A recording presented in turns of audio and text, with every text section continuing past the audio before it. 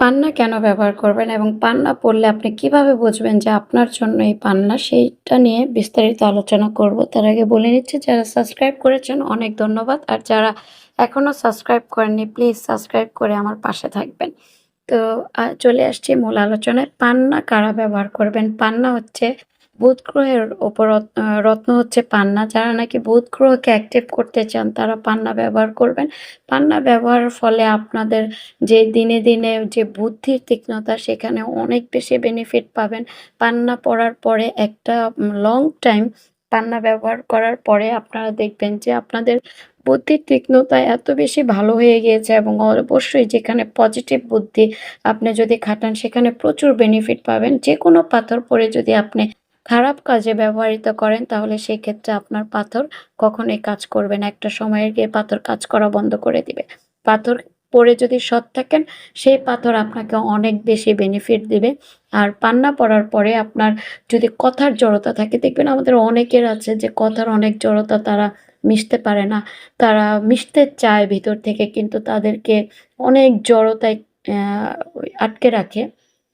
তারা পান্না ব্যবহার করলে খুব ভালো রেজাল্ট পাবেন।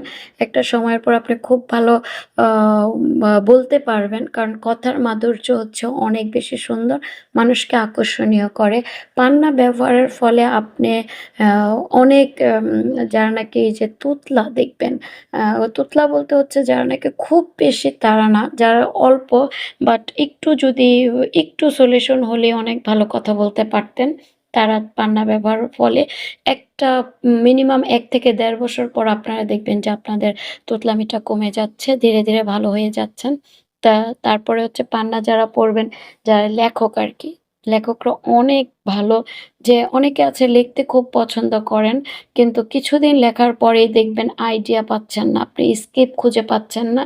তারা পান্না ব্যবহারের ফলে নতুন, নতুন স্কেপ পাবেন। নতুন, নতুন আইডিয়া আপনার নিজের ভিতর থেকেই আপনার প্রতিভা তৈরি হবে, কাউকে কপি করতে হবে না।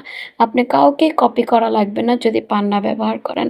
পান্না ব্যবহারের ফলে আপনার ভিতরের যে প্রতিভাটা আছে, আপনি যে কাজে সাকসেস হতে পারেন, সবাই আপনাকে যেখান থেকে ছোট করে দেখে, সেই মর্যাদা অনেক উপরে উঠে যাবে। পান্না আপনাকে নাম, যশ, খ্যাতি এনে দেবে।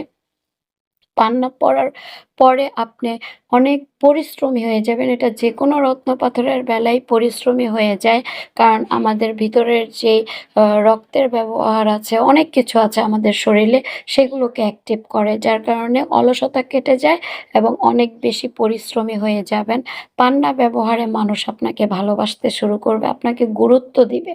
পান্না ব্যবহারে আপনি দেখবেন যে, যে নাকি আপনার সাথে কখনো কথাই বলে না, আপনাকে অত্যন্ত পছন্দ করে না, সেও পছন্দ করা শুরু করবে। পান্না ব্যবহারে আপনি যদি YouTube বা আপনি Facebook এ কাজ করে থাকেন, সেখানে খুব ভালো রেজাল্ট পাবেন।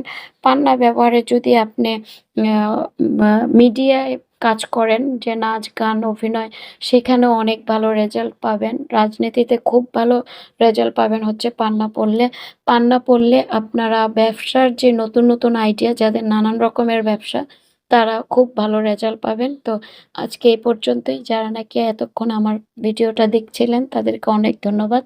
আর যারা এখনো সাবস্ক্রাইব করেননি প্লিজ, প্লিজ, প্লিজ সাবস্ক্রাইব করে দিবেন। কারণ সাবস্ক্রাইব করলে কাজ করার উৎসাহ পাই। আমি এই পাথর নিয়ে কুসংস্কার নয়, সত্যতা আমি প্রকাশ করতে চাই।